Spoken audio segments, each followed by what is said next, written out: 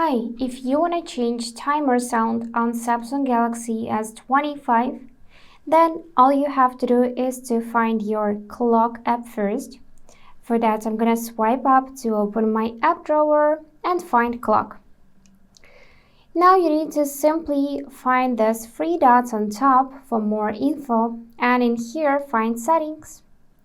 Now start scrolling down till you could see this category timer and tap on sound.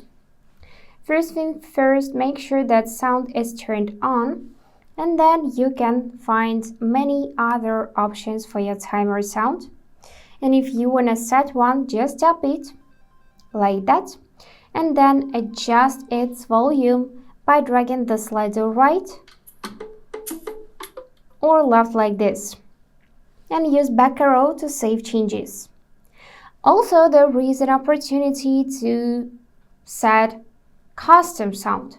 For that, tap on plus, and if you got any sounds installed on this device, then you will be able to see it right here, or you can tap on folders and find something in your internal storage folder.